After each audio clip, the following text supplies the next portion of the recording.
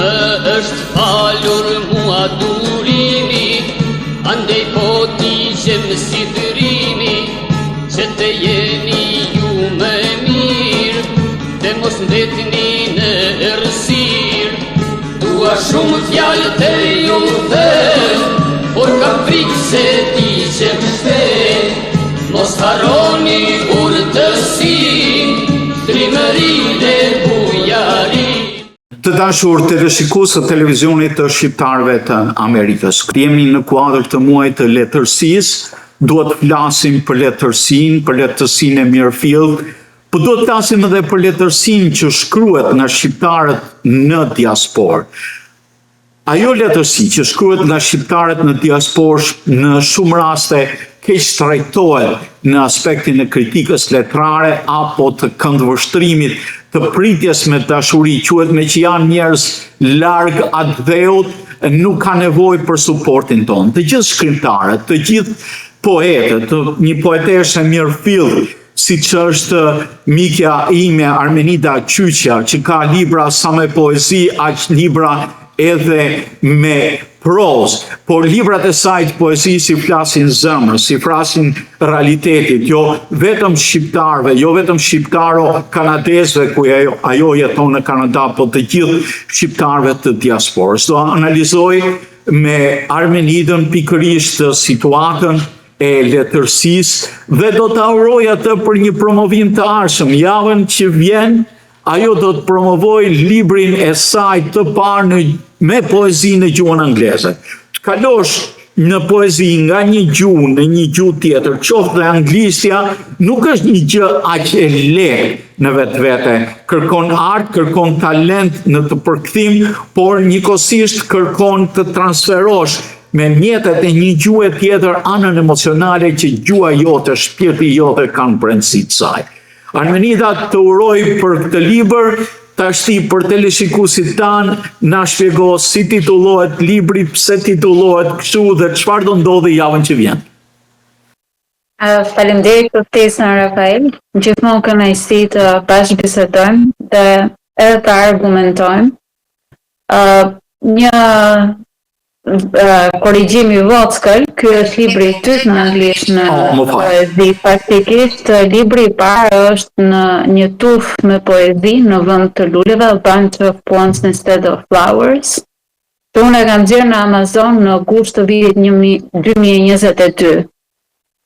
Kurse ky libri i dytë, që shpresoj që të jetë më i suksesshëm se sa i pari, sepse gjithmonë autorët kanë atë ngritjen nga libri në libër, quhet Golden Armor. Është një përmbledhje me poezi që dhe kjo nuk është një libër i veçantë që unë e kam marrë dhe kam përkthyer, por kam zgjedhur në mënyrë spontane poezi të ndryshme që mund të kenë qenë në libra të tjerë të botuar në shqip. Dhe një pjesë e mirë, pothuajse 80%, nuk janë botuar akoma në një libër, një vëllim të nxjerrë Enkas në Shqipëri. Arsyeja është shumë e thjeshtë, sepse unë kur vendosa të fokusohem në këtë projekt, ishte dhe vetë momenti ishte thjesht erdhi nga një lidhje me një person, një sugjerim. Dhe po nxjerrim një libër tjetër me poezi në anglisht me një botues nga Texas. Redaktori dhe drejtori i kësaj shtëpie botuese është Dustin Pickering me Transcendent Zero Press në Houston, Texas. Erdhi spontanisht me një sugjerim nga një poetesë tjetër shqiptaro-amerikane, Ermira Mitre. Ajo e sugjeroi Dustin Pickering si bashkëpunëtor tim të radhës. Dhe atëherë mendova, domethënë, çfarë poezish do ishin mirë që janë lehtësisht të përkthyeshme, sepse disa gjëra unë pasin shumë vlerën kur përkthehen, sepse nuk ekzistojnë të njëjtat shprehje, idioma ose bot kuptimi i lexuesit të gjerë amerikan, kanadez, domethënë anglisht folës, nuk e kupton atë botë që ne për cilën ne po flasim, atë botë të cilën pasqyrojmë nëpërmjet vargjeve. Kështu që duhet jemi shumë të kujdesshëm në përzgjedhje të tekstit të poezisë apo çfarëdo që të jetë, që zgjedhim për ta përkthyer, nga një gjuhë në gjuhën tjetër, sepse nuk na vjen mirë. Humbasim pothuajse 10% të vlerës artistike në atë transformim nga një gjuhë në gjuhën tjetër. Dhe kjo ishte edhe arsye që, domethënë, unë zgjodha edhe poezi shumë të freskëta që sapo i kisha shkruar për t'i përmbledhur në këtë përmbledhje, sepse kishin këto elementët, mesazhin që unë doja të përcjellja, ta lehtë mund t'i përktheja në anglisht humnin apo jo artistikisht, a do të lidhej publikun në atë emocionin tim që unë dua të transmetoj.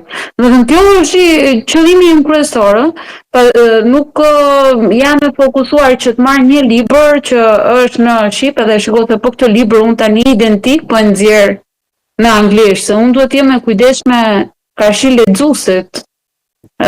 Unë e kam lexuesin tim 100% shqiptar për shembull, ai lidhet me çdo tematikë që unë mund të shkruaj. Ky është raporti që ka poeti apo shkrimtari me auditorin. Auditori ndryshon, interesat e tij, botkuptimi i tij, mënyra se si e percepton jetën, një kombi caktuar ndryshon nga ajo e një kombi caktuar.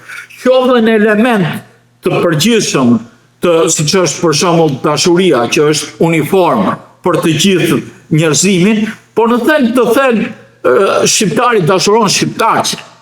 Edhe të në aspekt. Mënyra të shprehur, pra kjo është, domethënë disa shprehje, disa gjëra nuk vijnë në atë gjuhën tjetër, nuk vjen ai botkuptimi. Për që prandaj duhet jemi shumë të ndjeshëm në përzgjedhje dhe kur e përkthejmë tekstin, që është një artë më vete. Nuk mund të përkthesh thjesht duke njohur gjuhën, por duhet njohësh mirë edhe elementet artistik. Pse ky titull? Përkthyesit më të mirë janë letrar vetë, njerëz që edhe kanë shkruar vetë dhe përkthejnë. Sepse ato dinë të depërtojnë dhe të zgjedhin pikërisht ato ngjyrime fjalësh. Në 5 apo 6 fjalë që mund të jenë sinonime, por vetëm njëri është i duhuri. Ke shumë të drejtë, po pse ky titull The Golden Arm, Boroja e Artë? Boroja e Artë, sepse dhe në kopertinë, që bashkëpunëtore në këtë kopertinë unë kam përsëri Bruna Lien, që ka bërë dhe kopertinën e librit Pirgje të Erta me tregime. Unë kam në kuadër të librit kam Zeusin dhe Athinën që është duke lindur nga koka e tij.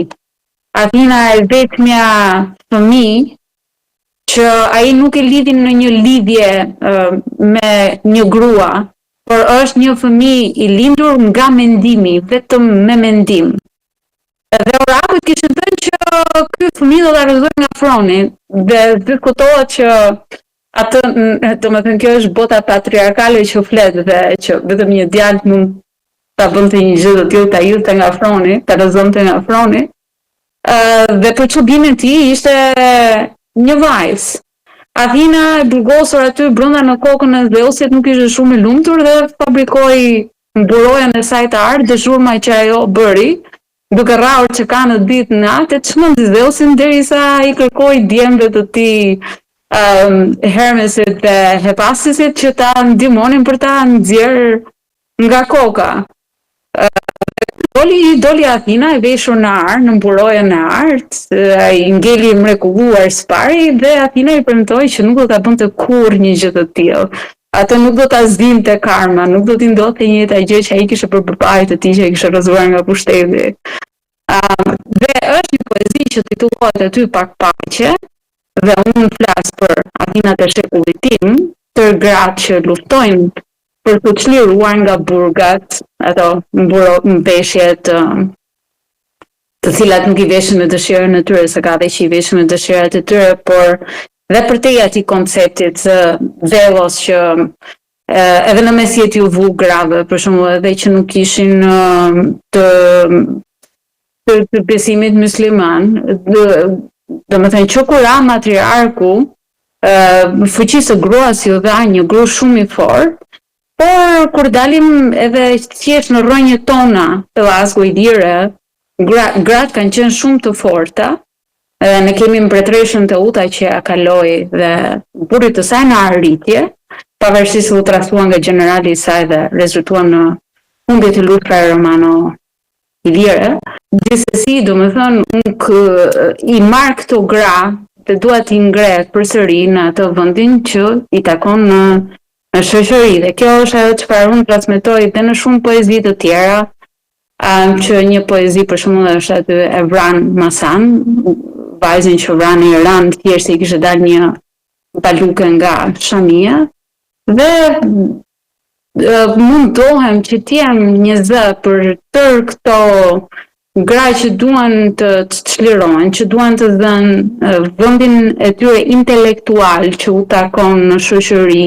Sepse edhe në Amerikë, mos harrojmë që gjërë në 1970-ën shumë pak gra kanë qenë doktoresha, avokate, gjykatëse, dhe emancipimi i femrës në Amerikë erdhi shumë më vonë se sa mos harrojmë vetë në Iran.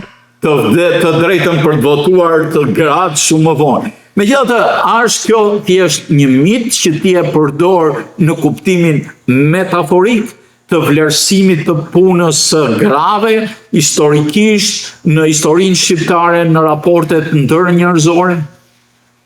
Tani, jo më kot është Athina, sepse Athina është perëndesh e mençurisë, ban gjithmonë anën e të drejtit në luftra, është gjithmonë zëri i ndërgjegjes, Athina është ajo që ndihmoi dhe Odiseun të kthej mbas lusës së Trojës në shtëpi. I qëndroi besnike gjë në fund. Dhe kjo është domethënë që pse unë e zgjedh metaforën, domethënë se ka një rol të pa zëvendësueshëm, ashtu siç ekziston dhe shpreha që pas çdo mbreti të mirë është një mbretëreshe e mirë.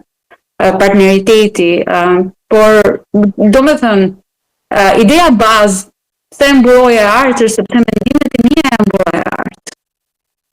Çfarë më mbrojnë mua, çfarë më bëjnë mua që të ndjehem e mbrojtur, e vlerësuar, janë mendimet. Ato që unë pasqyroj në vargje.